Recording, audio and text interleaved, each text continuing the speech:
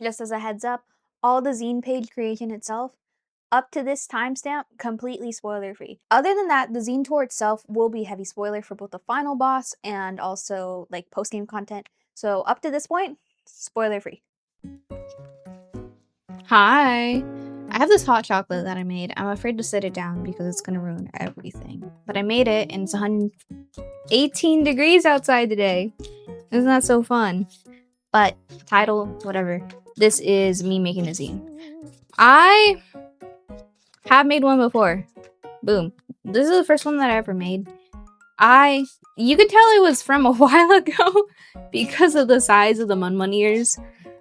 I don't know if it's like a sign of the economy or what, but the mass in these ears has been deflated over time. But yeah, this is, I made it for like a library workshop, like a distro or distro, whatever it's pronounced, I don't know.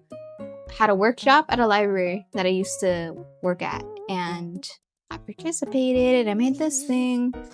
It's more like a scrap one, like they brought a bunch of newspapers and stuff. And yeah, that's it. First one I made. Not the second one, but another one that I made recently.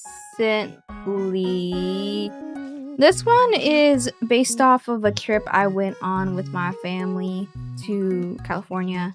It's got a bunch of scraps mainly. It's like little doodles of things I did, and then scraps and stickers and tickets and whatever of the stuff we also did.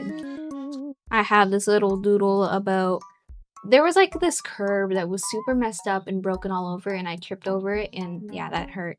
And then we went to the zoo. I bought the shirt. I really like the shirt, so wear it. And then here's our ticket.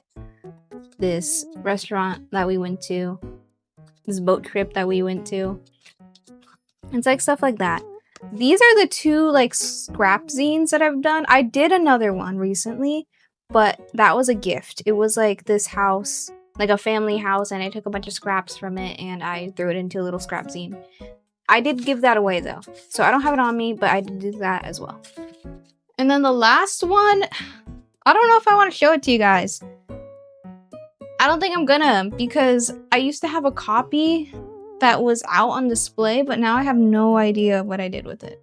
But basically, one time I did like an OC concept book with like a little intro for all the characters and some little locations in their world, and it was like nay big, this whatever.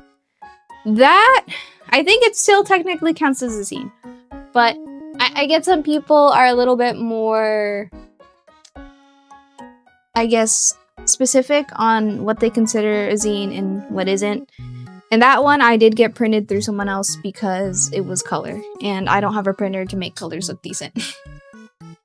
But I have a specific idea in store for today. And the thing is that because here's the thing, I will be honest with you, I have no idea where to send these things. Like, I want to make more zines, but I don't know what I do with them. And I know some people are like, oh, it's okay to make stuff without purpose, and yeah, that's cool and all, but like, I don't know. I feel like if I'm doing a zine rather than a comic or something in my sketchbook, I want it to get out. You know what I mean?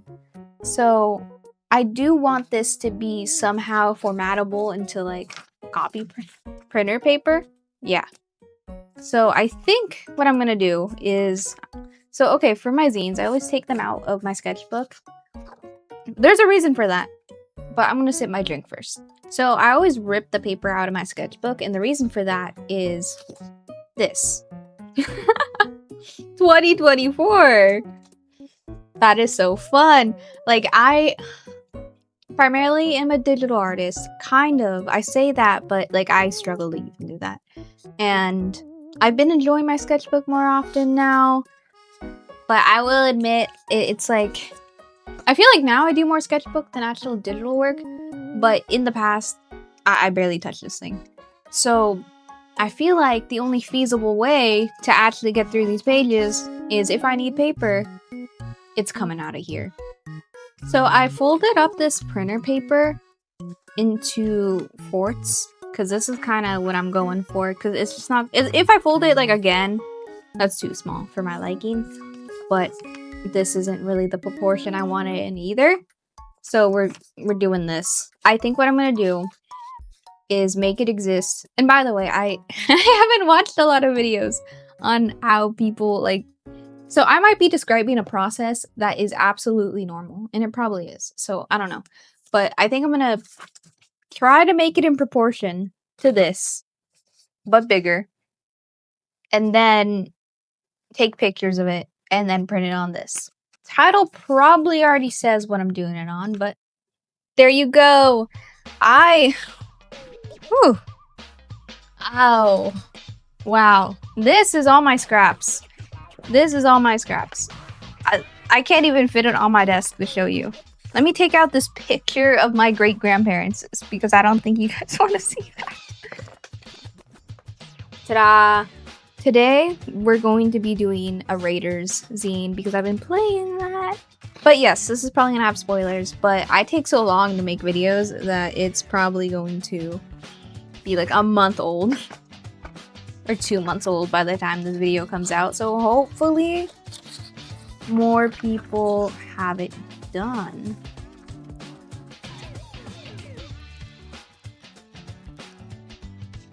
I don't know what any of this means.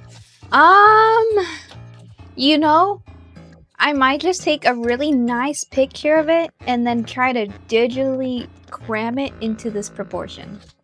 Because I think I could technically measure it, but I don't think I want to or have a ruler. I might be able to get, because okay, for me, the most important thing is getting this amiibo packaging, which by the way, boxes. I am not a box holder generally because I don't buy super expensive figures. And I figured I should just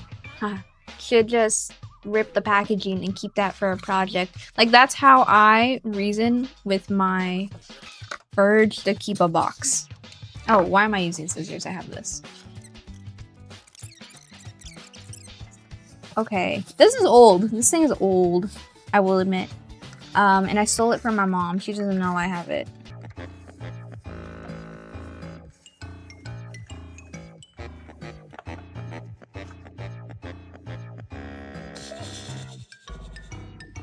Maybe it'll just look bad. Like, maybe that's just it, okay?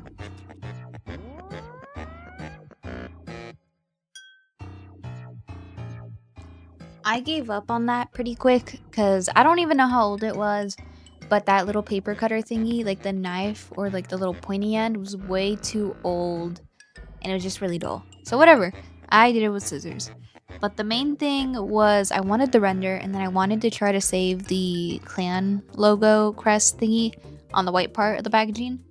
Everything else it was fine if I lost it. But generally, I ended up keeping render, the Raiders logo, the clan crest, and then also I was able to keep the names in there. Like, because I kind of think that's cute. I think it's cute having their names on there. Because, I mean, I know who they are, but I don't know, I think it just adds something to the page.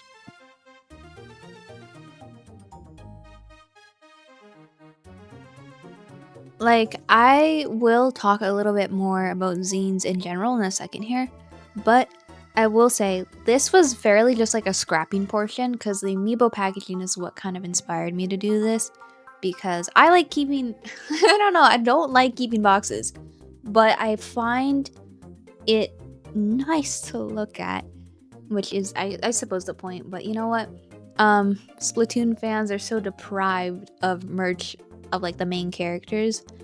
And I know Japan has a bunch, but it's like, have you ever wanted gear ability chunks as a magnet? Like, I mean, it's nice and it's cute, but I'm just saying for like the characters themselves, we don't get a lot. So ever since I was a kid, I was obsessed with the packaging. And like, I do get an urge to keep it around, but this time I was like, let me do something with it.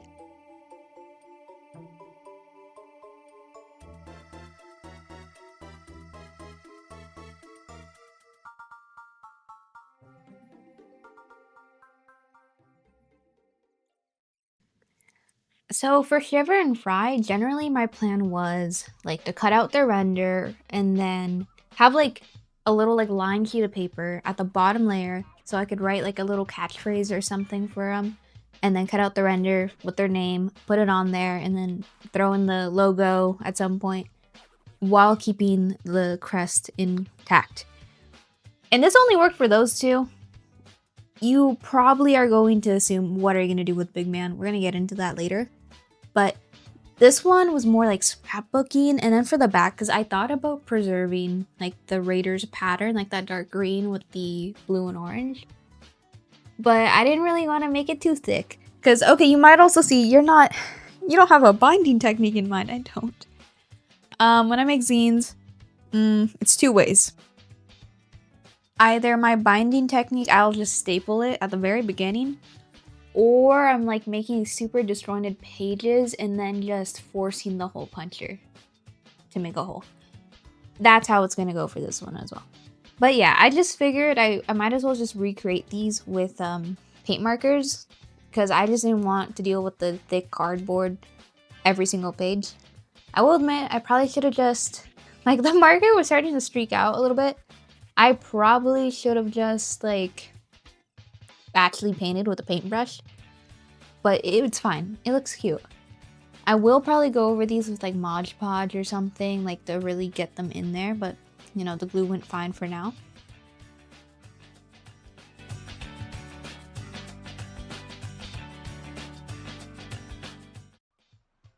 But now you're gonna see me draw a little, like, Master Mega and a little eel for these pages I want to talk about.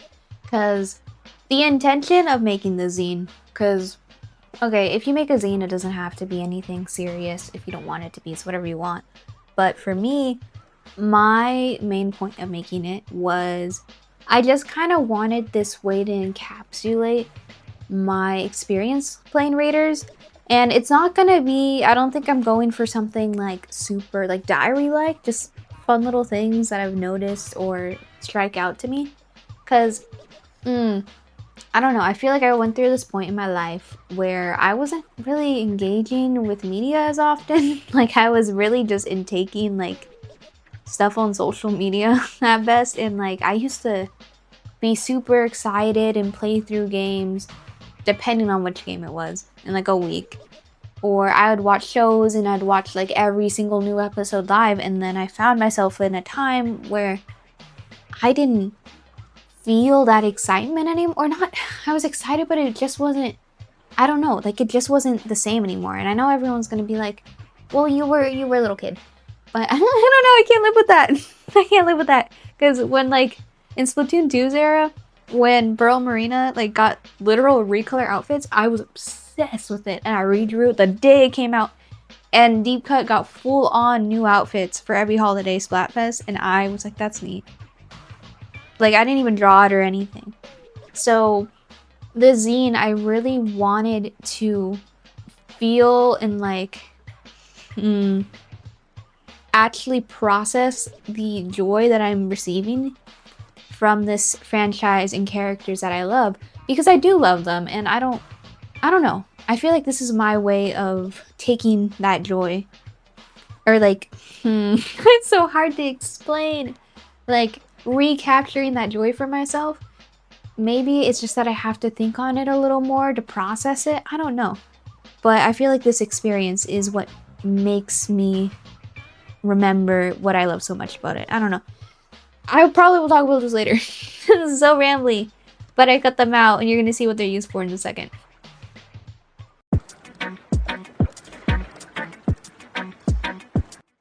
So I pasted these together. Boom. Boom. We're gonna go to the hardest one. Okay, now I'm looking at it. I don't think it's gonna fit. Ooh. Okay. I'm at a loss for words here. I think we're losing part of his body in this. Okay, if we go like this. Wait, no, we can do this. We can do this. Okay, if we do this, I think he might need to get his own note spread. Well, I'm gonna start somewhere. I'm baffled, bro. Hi, Mimi. My little dog. My dog. My dog is here. Oh. That's my dog. Oh. No. No. No. Here.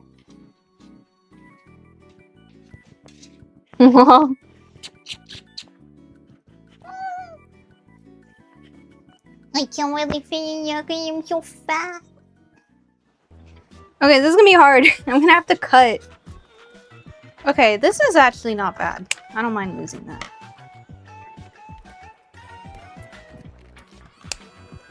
Okay, that was scary. So, as you might have guessed, the big man pages were the hardest because the Shiver and Fry, it was gonna be a note page and then their character page. But with Big Man, they both had to be they both had to be his render because it's too big. And I was so scared of cutting it like uneven because then I might have to shave off a piece of him and it would look like disjointed if you put the two pages together. Yeah. And I tried to save the crest, the family crest, but I could not. It just didn't look good.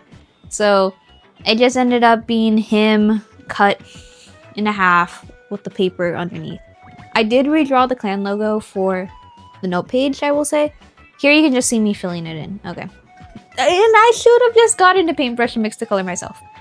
Because my marker was kind of streaking. And I don't know. Okay. It's probably fine. I just probably needed to beat it up a little bit. But oops. So I just glued the back of that page onto some note paper and then cut it out from there to save it. It was easier.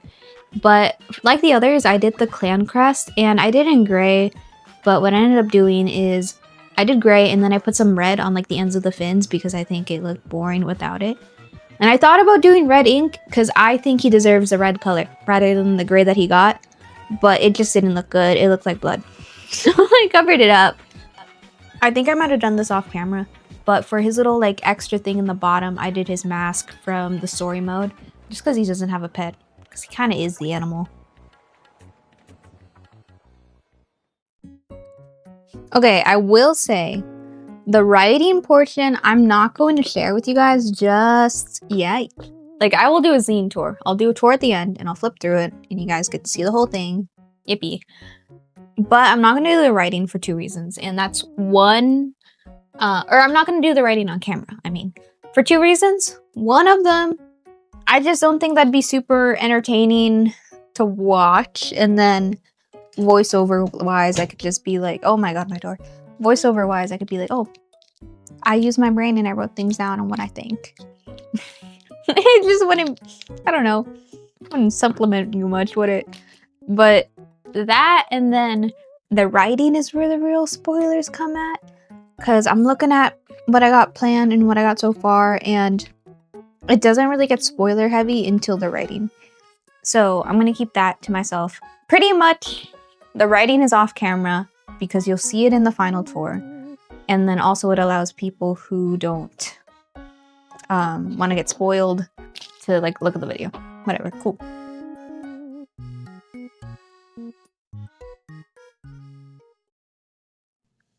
I need you guys. I need you to deal with this right now. Because I really didn't like how this turned out. This turned out so I don't want to say bad. Because that's a little harsh. Sorry, I'm just watching myself make this, and I'm wondering if that statement I just said is in any way true. It might not be too harsh. I just don't like it. I'm not a watercolor painter, and just like everyone else in the world, I'm not good at backgrounds. So, yeah, I don't know. I just didn't like how this turned out. At first it went from like, oh, this is cute and fun and I'm trying something new, to, oh no, I'm trying something new and it's not perfect. And then you'll see when I put on the sketches, that is when I started feeling bad about this. Like when the sketches went on, I think it's just like, I've never drawn salmonids and it's a very unappealing gray that's lightly on this this thing. Oh, and then here I'm doing these circles. Wait, let me check if this is in Splatoon 3 real quick. Okay, it is in Splatoon 3. It's in a sunken scroll. Whenever the big runs from Splatoon 3 happen, these 7 smoke rings appear out of the sky. And I wanted to add those in as like a cute little reference, I suppose. So, I tried to do those. I'll fix them up later. You'll see. But yeah, wow. Like, the rings themselves look really rough. Because I probably should have painted around where I wanted the white, because otherwise it turned out looking like that. Here's the pencil sketch I told you before, but I was not rocking with it.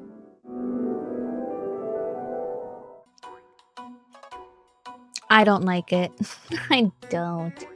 I think it's just that I'm not a watercolor person. I don't really know what I'm doing. And I'm not like the biggest fan of that palette. Not the actual watercolor palette, but like the colors involved.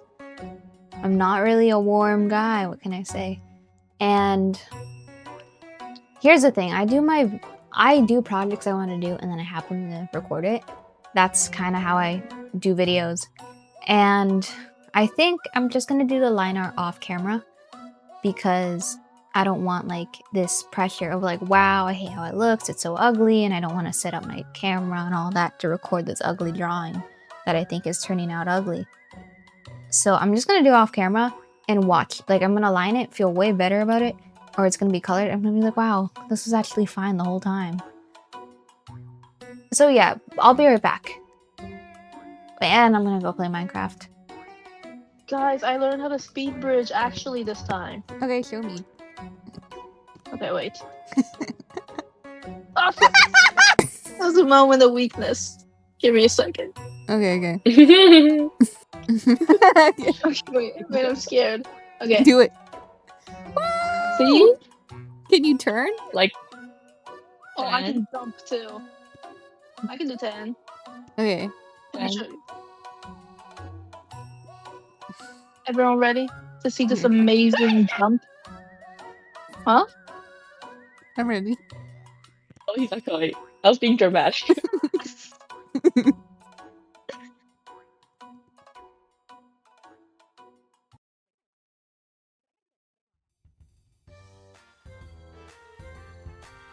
Who would have known? Who would have known that not liking a project and then stepping away from it and coming back made things better? Because yeah, I went and I played Minecraft with my friends and then I stepped away for a bit. I worked on a digital piece. I came back to this, I lined it on my own with no camera, no setup, anything. And it was fine. I lined it and I think the figure became more clear than like the pencil, I suppose. And yeah, it didn't look that bad. I think it was just my first time drawing this sort of thing and it got in my head. You know, it turned out fine. So yeah, you're watching me color it now. It was kind of a challenge. It wasn't exceptionally hard. It was like kind of that balance between like, oh, this is neat. It's kind of fun. It's different. Not what I usually do. Not as easy. Because the color of the salmonids are not like here or there. Like the reddish orangish color, like the greenish yellow color of them. Like they're not green, but they're not yellow either. Same with like the metal parts of them. They're not gray, but they're not exactly brown. They're like in between. And that did force me to mix colors. And when when I got these markers, I avoided mixing like the plague because I didn't know how. But, you know, I've had them for a while and I'm starting to learn it. And this was kind of just like a fun exercise because I had accepted, like, you know what? I've never drawn salmonids before. So it's not going to be perfect. So I might as well just do my best. And after like that kicked in, it was kind of fun. Like after I accepted I was not going to be a pro at drawing these fish that I've never drawn in my life, it was actually kind of fun. Now, what I did want to talk about was zines in general, because I know I haven't really talked about them yet. And I did mention that I've done a handful previously, and I showed you some. But a zine, the best way I would describe it is a booklet that is made by a person. Honestly, I don't know. I get under there. Self-published. I don't know if self-published is the word. Maybe it is. Self-published booklet. That's how I describe it. One of the big things about zines is that That's short for magazine. That's why it's pronounced like that. And the thing with magazines is that they're often made to sell something to you, or they go through a lot of editors and a lot of, corporate, and magazines only push out what is marketable or what is sanitized, and zines were supposed to be a way for people to communicate ideas or share things to the world that they wanted to share. No middleman, nobody to tell you can't include that. So when it comes to zines, I would just say they're whatever you want them to be. As long as you make them what you want, how you want it, it's chill. It can be digital, it can be physical, it can be on sheet printer paper, it can be a scrapbook zine. It doesn't matter. It's whatever you want it to be. And I understand, like, when I was researching zines, it kind of got, some people did say some gatekeepy things when I was trying to get into it. Like, I would look, like, the question of does this count as a zine kept on popping up. And I gotta say, you just gotta get over it. Nobody knows what counts or what doesn't count. Just make something that you like, honestly. It's just a self-published booklet. That's all it is. It doesn't matter what quality it is. They're supposed to be a little scuffed, and that's fine. Like, you don't have to worry about that at all. If you want to make a zine, just make it a booklet. I don't care how you bind it. I don't care what paper it's on. I don't care if it looks good. Just make a zine, because a zine's a zine, And, how do I say this? There is a lot of different types of zines. Some people like using zines as a way to express their opinions on, like, very intensive issues that are going on in this world. And that's how I got introduced to zines. And I do appreciate those type of zines. Like, I think it's very moving to see what people have to say about the things going on in our lives right now. But I will admit, like, I got a little bit intimidated because I'm like, wow, I don't know if I have anything that profound to say. And the thing is, you don't have to. It can be about your dog. It can be about your day-to-day life. It can literally just be pictures of your sketchbook, and then you put it in a booklet format. Boom, it's a zine. And for me, I found the most fun in, like, doing scrapbooking zines, or, like, using zines as a way to, record and encapsulate memories of things that I like. Hi, I'm gonna draw a gadget, by the way, that you have to unlock. It's not plot relevant at all, and I think all the gadgets have been shown in, like, promos and stuff, but I just wanted to mention it.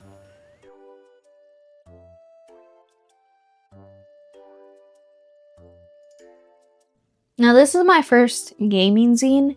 The reason I did this is because I actually yearn to be a journal girly, and I can't do it. I saw people, I tried journaling before, never worked, and then I saw people journaling for games they were playing, and I was like, I want to so bad. But I know I won't be able to do it, or I won't keep it up in the same way that somebody who primarily likes writing will. So I felt like zines were this more visual way to get me to keep up with it. So yeah, this is how we ended up here. If I had to give, like, a little bit of a pointer if you wanted to do a gaming zine based on my own experience, what I found the most important to include were characters, personal gameplay preferences, so like what weapons you use, whatever, and then your thoughts on the plot. That's kind of how I did mine. I have the pages on Deep Cut, and then these pages on my personal character and the gadget preferences that I like. And then lastly, this whole page at the back about the plot and spoiler stuff. I'm not going to talk about it right now. No worries. Other than that, honestly, you do not need to make a page about every little thing. I thought about making a page for every boss fight, or doing a page for this, like, very long post-game thing that is in Raiders. If you know, you know. But I thought about it, and it's not journaling. Like, I don't need to write, it's not a diary. I don't need to write everything that happens. I decided to keep this project within scope. So just don't go overboard. Like, you don't need to do every little thing ever until it's not fun. Just those three, I say, main pointers. If you want to do, like, certain subsections of the game, or like boss fights, whatever, that wouldn't be bad. Just make sure you're not dreading playing the game because you have to do a zine on it, or you have to do a page on it. Just have fun with it.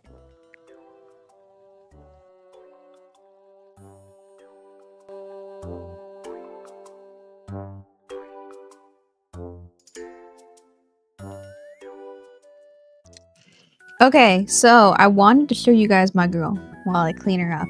Because in the last video, I know I mentioned my setup is pretty jank. So I got a desk and I got this thing. Okay, let me show you. Ta-da! Oh wait, that was really shaky. Ta-da! Here it is. I got it as a gift and then I built it and it really sucked.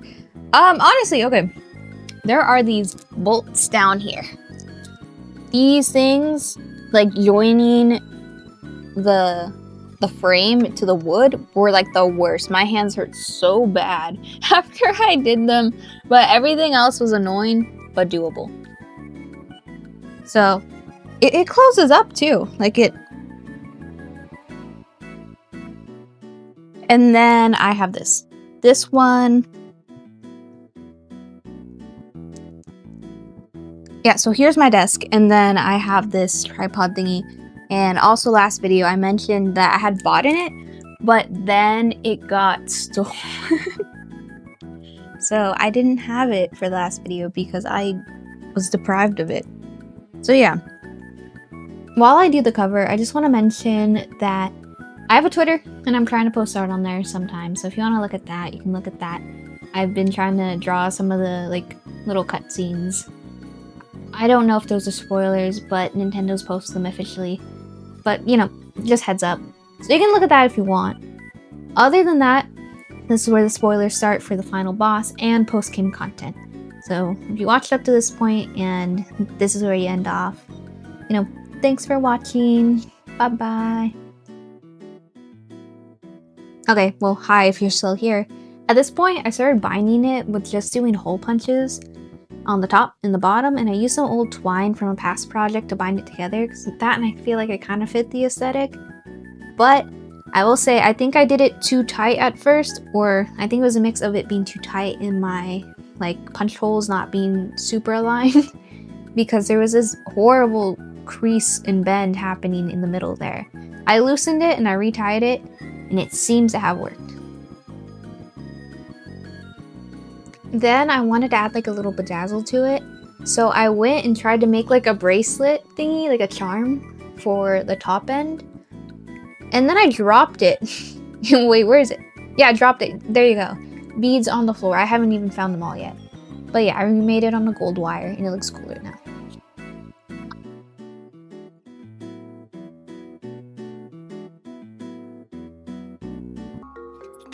Here she is. I finally binded her together, and then, oh, I added this. I added this little like beaded charm thing because I thought about doing a clay charm, but I kind of just didn't really feel like I had the time to sculpt something at the moment. So I wanted to try putting like a beaded thing on a zine for the first time. And it was using a different string, but it fell apart, and I ultimately used this gold wire. You can see it right here. But kind of the thought process was to... Okay, so I wanted to do like the blue, green, and orange, like ink color, but I didn't have orange, so we just went with these like gold transparent beads anyways. Let me just show them to you. So yeah, I think it's cute. I think it looks a lot cuter with it on there. And then also with the twine, I think that kind of fit the aesthetic. So yeah, here's the front. I kind of just took it easy with the front and did whatever like random doodles, because after working on everything else in this, I'm like, okay, let me just take it easy. Same with the back, because it's back. So yeah. For the Shiver page, okay, I was like, I want to like put their little catchphrases. I don't really know if I like how it turned out. Having their little phrases, I think it looks a little silly more than not. But, you know, I shouldn't put myself down. This is cute. For the writing, I'm not going to read it out to you because you can look at it if you want to. But I'm just going to do some pointers, I suppose. For Shiver specifically, I thought it was kind of funny how like they really dig in the money aspect. And I think it's mostly because the game is measured by like Splatsville's debt, which is like 6 billion or something. But they really, really dig it in. Like there is so much dialogue about like, oh, I'm gonna go back and count my money. Or like when it's Big Man and Fry standing next to each other and they're like, oh, I thought I heard a ghost last night. And then, oh, it's probably just Shiver counting her cash. I thought that was a cute little character trait that they really pushed in this game. Like, it was still in Splatoon 3, but they really wanted you to know. I think for Shiver, like her clan stuff was what kind of stood out most to me, because she's the one that isn't a leader of her clan, or she's leader of Deep Cut, but not of her own clan, which is kind of ironic. The Hohojiro clan seems to be the strictest of the three, and I'm gonna say like noticeably stricter than the Manta clan. Onaga clan I will get to in a second, but what is it? The Max Bond dialogue. That stood out to me, where it's like, I love my friends, but it's gonna suck when I have to ditch them. Like, it's gonna really suck when I have to cut them off if I want to lead my own family history. Like, girl, what do you mean by that? Why'd we just drop that? And then also, if you talk to her enough, basically all the characters, except for Fry, I think, will have like inside thought dialogue when you talk to them too much. And hers, one of them is like, wow, I wish my mom taught me how to be warmer here and there. Something like that. And then also, wow, this is a lot of then also. The ancestor scroll, how it was a Hohojiro that got like ousted from the family for traveling far away. That's what I mean by they're probably the strictest, just from how Shiver is and how she talks about her mother, which is the only family she talks about, I think. And then like how thematically in Splatoon 3 she's constantly picking like Deep Cut over anything else, whether it's like, I think the biggest case is the Friends family alone Splatfest, where that was like a big deal for her, was spending the holidays with Deep Cut rather than her own family, or obviously by herself. So I think the Hohojiro clan they're a lot stricter. They ask of a lot more. And it seems that for like the leader, maybe it's like Shiver can't be involved with another group, or they have some sort of guideline or level dedication that's expected of her. I don't know. And I feel like it's strange to include something like it's gonna suck to cut ties with them if that, okay, because I know Nintendo is not the biggest doing things with the things they set up company in the world, but it feels weird to set up the fact that she would have to ditch Deep Cut in order to be her own clan leader and then not do anything with it. I don't think they're gonna do like, I didn't think they were gonna do like a breakup arc after the Squid Sisters. But for Deep Cut, maybe they might put Deep Cut in a place where Shiver has to end up choosing between her clan or Deep Cut, or maybe something where it's choosing between doing things the old traditional way or like adapting them into the new modern society, because that's what a lot of Deep Cut is about, especially music-wise. So I don't know, that was the thing about her character that stood out to me. And then for Fry, okay, you're gonna see that I have specific feelings about the Splatoon 3 art book, because I think the second one did get translated, but I think the third one has not, or if it has, it is highly inaccessible at the moment. I feel like for Fry as a character, we are in an era where it came after Pearl, because I think if Fry came before Pearl, wreckage, havoc, it would have been bad for her. I think she just kind of had a very like base, like cheery, strong-willed personality in Splatoon 3, with the bonus of being like a Splatfest underdog the whole time. Like, I'm not saying she didn't have anything going for her. She had it rough in Splatoon 3. Okay, so there has been like all the information, and most of the information in Splatoon Raiders was available in an art book, and I'll talk about how I feel about that later. Honestly, I think it's just so nice to get that information, like canon accessible dialogue in a game, and that just helps her a ton. Because okay, two things is that I thought it was kind of interesting for at least Shiver and Fry. They really dig in that these two are exceptionally gifted at their like craft. For Shiver, it's the fact that her shark is huge, and then for Fry, I think it's 9 eels that are significant, like a significant amount for an eel tamer, right? And she's also the leader of her clan, and I think that's a somewhat recent thing, because Big Man's when he's 16, and like his page is kind of torn up in like a different aesthetic. And then Fry and Shiver seems to be like in the same magazine, same style, except Fry is in her Splatoon 3 outfit. And usually the game's pretty consistent with like using different outfits at different time periods. So I think Fry's leadership is somewhat recent, but nonetheless, it's like they hype her up as a gifted eel tamer, and like that's so cool, so good for her, except like her parents aren't in her life, and like she was raised by her grandpa, and I know that's more obvious in the Japanese dub, or that sounded goofy, Like, I know she uses, like, she talks like more of an old man in the Japanese version. I know, you can't blame a person for not knowing. And I think they just kind of like layer her in that way where like she's, as I said, curious, strong-willed, and then like kind of turns out she's got all of this going on with her family where her parents weren't around, and she also has 3 siblings, so that's hell of a situation to be in. And on top of it, while being a leader and while being like extraordinary at eel taming, honestly, it just gave a lot more depth to her character. I do wish it was touched on a little bit more because I think that sort of situation would be hard for anybody. Nonetheless, somebody, or it's a whole thing where it's, you know, the type of character where they're going through a lot, but they still got that smile on their face. I think any sort of like implicating dialogue that it is tough on her would have been nice, but I'm glad that we got this information nonetheless.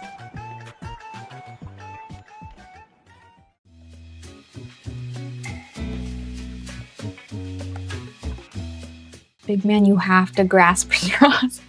I think Big Man's design is unique as like a non-humanoid idol character in this franchise, but also I think it definitely inhibits him as a character because I think some of the loose ends they give us would have been slightly more developed because of Splatoon at the end of the day if he were not looking the way he looks. Like, I will be honest, like the thing about Big Man's design is that it does not offer a lot of room for customization. Like, you can definitely get creative with it, with like clothing and such, but that is a factor. And then also, I will say, he can't move around a lot. In Raiders, with his like dance cutscene, they definitely work with it. I've seen rigs online, right? Not of his model specifically, but I don't know. I've seen 3D rigs online before, and people pull off some crazy stuff on them. So honestly, I think they could if they would. Is that the phrase? I don't know. But I think you just kind of have to grasp for straws at this guy because he's a little underbaked. You know what I mean? I think it's funny, like the amount, he has a couple pieces of dialogue where it's like, man, I wish I could just change my hat and change my accessories like you can, or wow, if you put on a new outfit, it'll make you into a brand new person. Like, I thought that was a funny little nod to like the whole big betrayal thing. And also the stream account that he has. And I will say that is like a thing, a reoccurring thing with him, I suppose now, where he puts on like a little disguise and tries to do his own thing. And this is a part where I'm like, okay, this is absolutely like me just grasping for straws, right? Honestly, okay, we know the big betrayal. The reason to like dress up and do that in Big Betrayal is because Shiver and Fry are too stubborn to like collaborate with people from Inkopolis, whether it's mostly like Splatsville pride, and that's the reason they don't want to do it. And he goes behind their back. That's a bad thing to do. You know, be honest with your friends. Kind of the only reason I can grasp at this is wanting to have your own independent thing that isn't influenced by other people when he does the streaming content. Because like when Fry does the fashion thing, he mentions that Shiver was like, why didn't you charge for that? Or why didn't you charge higher for that? Like, it seems like whenever they try to do their own projects on the side, it kind of, in general, because, you know, the nature of their work, it is tied into their career as either presenting themselves as Deep Cut or like what it can do for Splatsville financially or fame-wise or whatever. In my head, the reason I imagine he's got this whole thing with like the streamer channel and the INBGM thing is wanting to have your own independent project that is yours. Yeah, you just gotta tell your friends like, hey, I want to do this and I want to do it my way. Sorry if you don't like it. But yeah, I think that's kind of the vibe I'm getting from when he pulls this stuff, is wanting his own thing, his own creative output when you are so closely entwined with a group of other people. But also, the fact that he was clan leader at 16, it never got mentioned. It never got mentioned once in the games. Like, dude.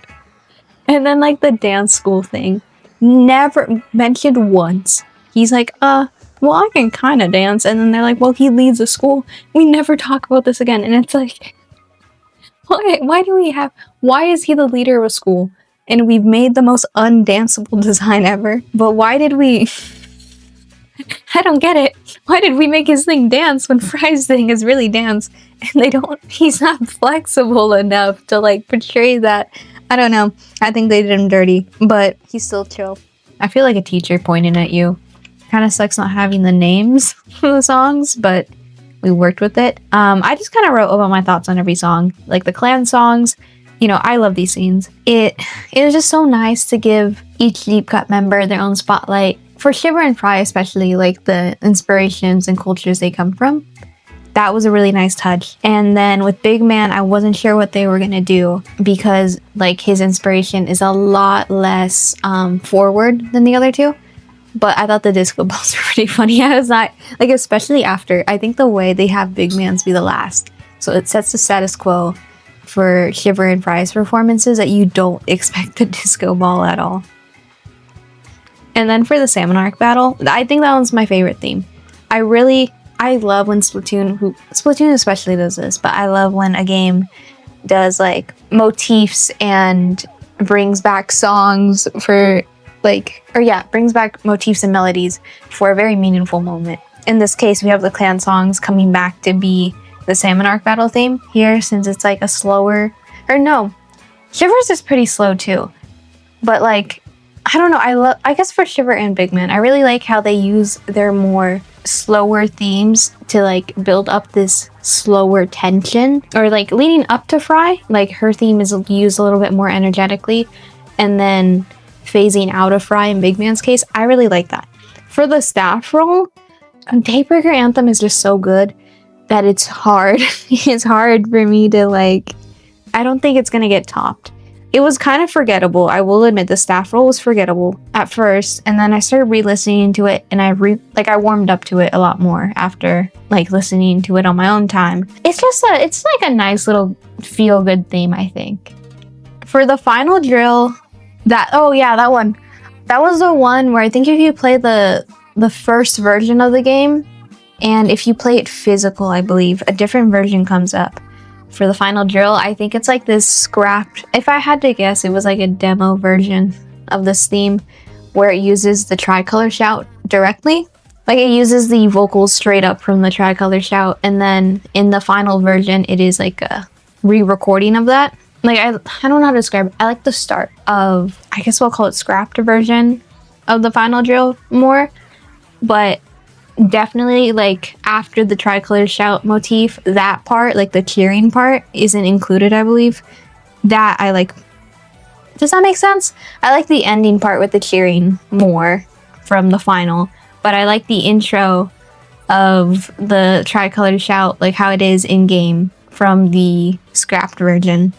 Hopefully that makes sense. The Relic Hall, like it took me a second to realize that it was deep cut singing at all. And I was like, oh, this is so fun and goofy, and it's giving like silly, goofy, like almost like children's movie treasure hunt. And then I realized it was probably, I think it is, junior high Binkara, whatever it's called, middle school song, whatever they call it. But that was a really, really nice touch, because I remember that being like the bonus track on Splatoon 3 and being like, what was that? Like, it was neat and all, but I was really hoping for like a deep cut demo like we got for Off the Hook and Squid Sisters, that it was kind of like, oh, okay, I guess, never listened to it again. And then I was like, oh, this is familiar. And I just really enjoy that. I really enjoy having this moment of being like, oh, it's from that, or oh, this melody, this song, this motif is from this. I really like that feeling. So yeah, that was just all. Obviously, I didn't read it word per word, but that's kind of my thoughts on the music here.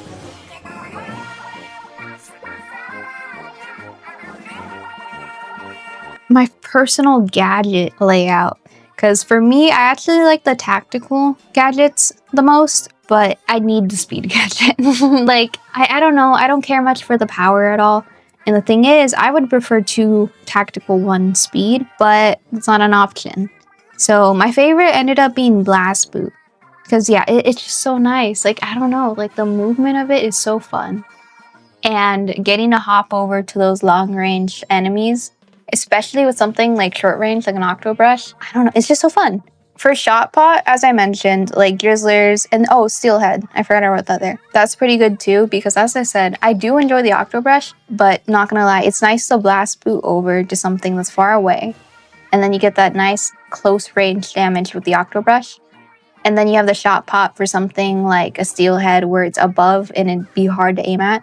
And then honorable mentions, the High Fiver I used for a while. And then because I use a speed tank, I ended up having to do 2 speed gadgets. And at first I just went with Booyah Ring because I'm like, I don't know what else to do. I had asked somebody like, oh, what do you think? What's like your second favorite speed gadget? And I was told Jump Bomb. And I tried it and it's actually kind of nice. And then over here, I don't usually play as an Octoling, but I did in this game. And whenever I played with someone, I would be told like, oh, it's so weird seeing you as an Octoling. So I just decided to draw my little guy as an Inkling because that's what I'm used to. And I ended up doing the buffet with the Primo Splatter Shot they give you for free. Because I don't really like blasters and I got like 3, but other than that, I never got anything else 5-star Primo. So yeah, I just stuck with that thing the whole time. And then lastly, we have final thoughts. So just some favorites right here. And then I put some thoughts on a couple different things. Like the second scrolls, I definitely felt that they helped like fill in some emptiness that we got from Splatoon 3. Like with what Deep Cut is up to, what the clans are usually up to, or like what some of the clans' impact has been. And then also there were some like details with like Shiver and Fry being really gifted at their clan techniques. I thought that was cool. Because before it was like, it just kind of seemed like they were good at it and that was the thing they did. But like now it's more, they were extraordinarily gifted at it. I do wish we got a little bit more about the clan's everyday culture, or like with Shiver, we kind of get the bit about the shark ceremony. But otherwise for Fry and Big Man, we don't really hear about what they do. I think the Manta clan has it worse where it's like, I don't know, they dance, I guess. And then Fry, obviously they have the eels, but I think it would be neat to see like a little bit more cultural in and outs on the clan side of things. I think the gold and salt thing, the salt that was in the mess hall, like some salmonids that were traveling went down into the buffet because of the salt. And then that's how they met their doom. Or I guess it's their doom, they went crazy. And then I don't know if the ancestors were going after gold because like the note was all messed up. But I kind of interpret it as that. They went down there for the gold and then they ultimately died like zombie style. Like, you know the scene where like zombie TV series where they get trapped in a room and like they break in? It's like that. So I guess it kind of came off to me as like this sort of temptation or thirst for material things that lead to people's doom in a way. And honestly, I don't think we had to do all we did for Deep Cut in that situation. Like they were like, oh well, it probably was gonna happen anyways. It's not like it's our fault. A good thing it conveniently stopped before it got that bad. I understand they wanted to make the stakes high, but I feel like it didn't do anyone any favors to be like, yeah, it's because of us. Like this horrible thing is happening, we summoned this thing, but also they want you to like them. So they're like, no, and they backtrack on it. At that point, just make it to where like, I don't know, maybe it was like, oh, if we don't stop them, then they're gonna go to Splatsville and then they're gonna screw everyone up. Rather than, yeah, it just conveniently happened when we were here and then they went to Splatsville, but we're fine. Don't worry, the plot doesn't want us to actually be the cause of this. I think it would just matter to be like, you know what? That's the thing. You go in there for gold, the temptation of it, and you pay for it, you know? But whatever. The dialogue was very strong. I think on one hand, I've talked about this before already while touring this. I feel like on one hand, it confirms stuff we technically already knew from the art book. I'm glad it finally confirmed this, but I wish we got a little bit more. We have some odd loose ends, like with Fry, we never really get to hear about how she feels about her family situation. And then there are some cases like Shiver where I feel like it's more appropriate to leave it open because it looks like they might do something with that. But otherwise, I think kind of like Deep Cut's woes aren't touched on a lot, or like they don't need to be solved within the story, but like it would have been nice to see maybe the effect. Because yeah, it is crazy that Fry has this family situation. It is crazy that Big Man was the leader at 16 and that, but the Shiver stuff, I'm a little bit more open to staying like that just because it might be conflict in the future. But otherwise, I think it's so good to finally have this accessible and in English. But yeah, that's my thoughts on the dialogue. And then bottom line, my favorite gameplay was the dens. And I will say it did get a little bit grindy, but I guess that's just post-game for you. And I really did like the character design or character customization in this game. The haircuts were such a unique take on getting stranded at sea. And then the outfits were really cute too. I'll just read it off. I did yearn for more in-depth, deep-cut lore, but the music is always just a treat to have. I'm glad they got more of it, especially with how many tracks Pearl, Marina, Callie Marie have. And this game was a very, very well-needed spotlight on these three. I ended up putting like 8.5 out of 10. I don't want to ramble about it. The gameplay was fun. Did get a little grindy. I kind of wish some things were easier to find because it can feel like RNG at some time, or it is, but it can feel really random at times. Especially with like trying to find a weapon you want to use if you're not that lucky. Overall, I had fun with it. I still gotta finish some parts of it. I'm not gonna do the crane. I'm not gonna do, not the crane. I'm not doing the arcade. I'm not doing it. Like I might try to get the other stuff, but not the arcade. I can't do it. So yeah, there it is. I think I will try to make like a copy version of it eventually because I'm gonna be a little busy in like the upcoming weeks. So I don't know if I'll have the time for it now because I know I mentioned wanting to format it earlier. I probably will try to get around to that because I do want to do I make zines and I haven't really done reproductions of a zine before. It's just like the singular master copy. So I do want to get into making a zine that I can like share around at some point, especially like an accessible printer paper one. So I'll probably look at that later down the line. But yeah, here it is. If you watch, because this is probably a long video, if you manage to watch this, thank you. And if you do something like this yourself, I hope you have. Good luck with that. No, that sounds so mean. I hope you have fun, and I wish you the best of luck with it. That is what I mean. But yeah, here it was, and now I just have it forever after playing Splatoon Raiders, and I don't know, it's just a nice way to remember it. So yeah, thanks for watching. Bye. Wait, let me get something for you. Bye. I be bridging. I want to see this. What are you doing? No, don't stand there. No. You distracted me. You distracted me. I didn't do anything.